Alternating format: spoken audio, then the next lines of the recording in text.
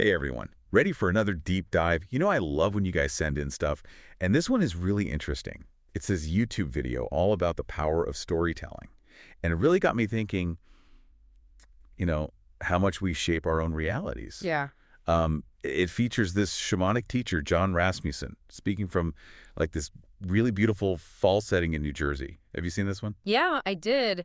It's pretty cool how he kind of blends together ancient shamanic wisdom with like modern psychology. Yeah, I know, right? And he really stresses how the stories we tell ourselves, like even the little everyday ones, can have this like huge impact on our lives. It's kind of crazy. It is. And the core message of the video is that we really do become the stories we tell ourselves. And not just like mentally, but physically and even spiritually. It made me think about, have you ever noticed how when you like dwell on something negative, it just seems to make things Oh worse? my God, all the time. Like if someone at work says something that kind of rubs me the wrong way, I swear I end up just stewing over it like the whole entire day. Yeah, totally. And Rasmussen actually suggests that these internal narratives that we have can like manifest in our bodies, even affecting stuff like our blood pressure and stress levels. Wow. Yeah. And he even draws a connection between our breath and our spirit. He actually references this guy, Dale Allen Hoffman's work. Okay, now I'm curious. Huh. What is the connection between breath and spirit? I'm not familiar with Hoffman's work at all. Yeah, so Hoffman describes the spirit as like a vital force, like the thing that really animates us. And he emphasizes that our breath is like the most direct link to this force. Hmm. It's like our breath is almost like a bridge between our physical and spiritual selves. So by controlling our breath, we can actually like influence our spirit. Yeah, in a way, yeah. Like when we get stressed or angry, our breathing gets all like shallow and erratic, right? Hmm. But if we practice conscious breathing, we can actually calm our nervous system down and regulate our emotions. Mm. It's a way to like interrupt that automatic stress response and kind of regain control. So instead of totally spiraling when my coworker makes like a snarky comment, Yeah. I can use my breath to just kind of hit the pause button. Exactly. It gives you the space to choose a different response. And it's not about denying what happened or anything. Right. It's more about shifting the story you're telling yourself about what happened. So instead of being a victim of the circumstance, you become an empowered observer. Ooh, that is a powerful shift. Yeah. And I love how he emphasizes that it's not about changing the event itself. It's changing the story you tell yourself about it. So instead of thinking, ugh, that person ruined my day, it becomes, this experience taught me something about myself. Exactly. It's about reframing the situation. Yeah. Moving from a place of fear to a place of self-love and growth.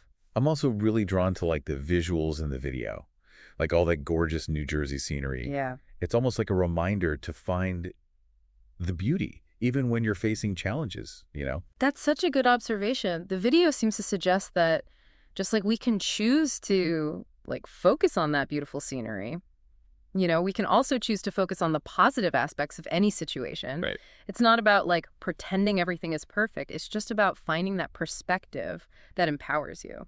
This is like so insightful. It's really making me think about how I react to all those little everyday annoyances. Totally. So how do we actually apply this idea of reframing, like to our daily lives? That's a great question. That leads us to the practical side of things.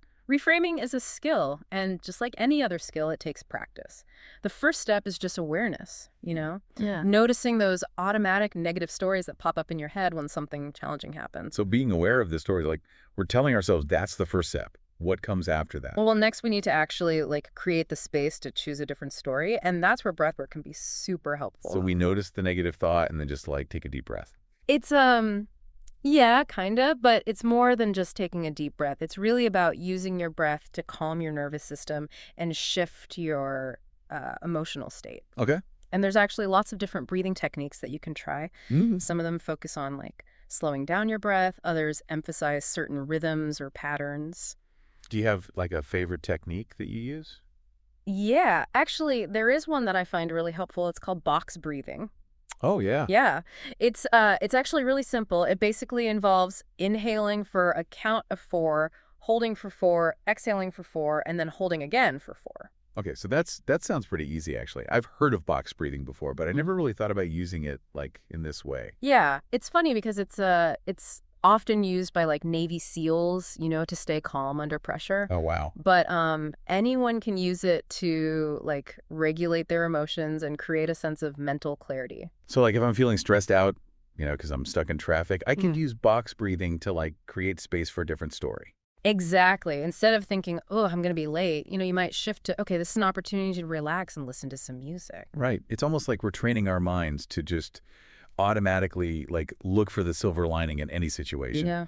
But what about situations that are like genuinely really difficult? I mean, is it always possible to find like a positive spin? That's a really good question. And it's important to acknowledge that, like, reframing isn't about denying or suppressing difficult emotions. Yeah. It's not about, toxic positivity or anything like that. Right. Sometimes it's totally okay to feel sad or angry or disappointed.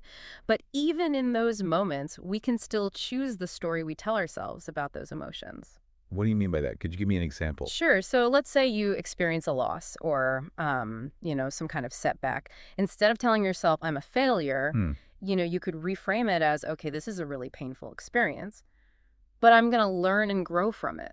So it's acknowledging the feeling but not letting it like totally define us. Exactly. It's about finding a narrative that empowers you to actually move through the experience and come out, stronger on the other side. So reframing is like way more than just looking on the bright side. Yeah. It's a way to cultivate resilience and like find meaning even when times are tough. That's exactly right. It's about taking ownership of your narrative and choosing a story that really supports your well-being and your growth. It sounds like such a powerful tool, Mm-hmm. for just navigating life's ups and downs. Mm-hmm. But you mentioned earlier that it's a skill. Does it take a long time to get good at reframing? Well, like any skill, it just takes practice. The more you consciously choose to reframe your thoughts, the easier it becomes. And as you practice, you'll start to notice like patterns in your thinking. You'll become more aware of the stories that you habitually tell yourself. Right. And then you'll start to have more choices about how to respond to those stories. Yeah, I love that. It reminds me of that saying, the mind is a wonderful servant, but a terrible master. That's a perfect analogy. Through practices like reframing and breathwork, we can reclaim that role as the master of our minds rather than letting it kind of control us. It's true that this has been like so eye-opening. Are there other techniques besides breathwork that can help with reframing? Oh, yeah, absolutely. There are so many different approaches to reframing. Some people find journaling to be really helpful, and a way to process their thoughts and emotions. It allows them to like get everything out of their head and onto paper. Yeah. Which can often bring a lot more clarity and perspective. So you could like write about a difficult experience and then try to find a new way of looking at it. Exactly. Another technique that can be helpful is cognitive behavioral therapy, CBT. Oh, yeah. This type of therapy focuses on identifying and challenging negative thought patterns. So therapists could help you like see how your thoughts are influencing your emotions and behaviors and then help you develop, new, more helpful ways of thinking. Exactly. And it's not just about therapy either. There are tons of CBT workbooks and resources online that can guide you through the process. This is such a rich and valuable like conversation. But before we get, too deep into CBT, I kind of want to circle back to the video that you sent in. Yeah. There was something about John Rasmussen that really struck me. Oh, yeah. I noticed that too. What was it? It's hard to explain. He just seemed like so calm and grounded. Yeah. Even when he was talking about, challenges and stuff, there was just this sense of peace about him. Yeah, you're right. I think it really reflects the transformative power of reframing.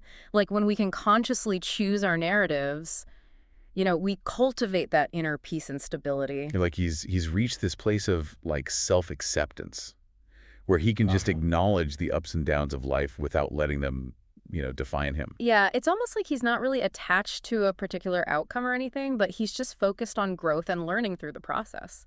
I love that. So inspiring.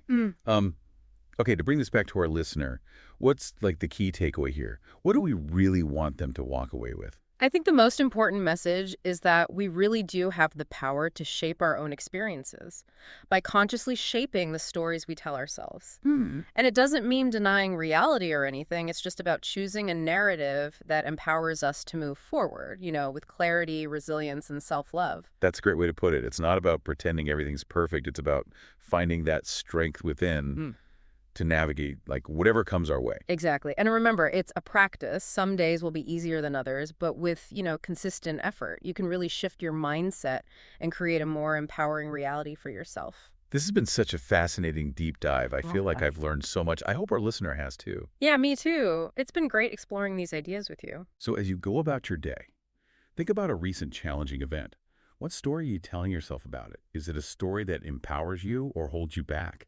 And how could you reframe that narrative to create a more positive and empowering experience? Remember, you have the power to choose your story. And as John Rasmussen showed us, that choice can make all the difference.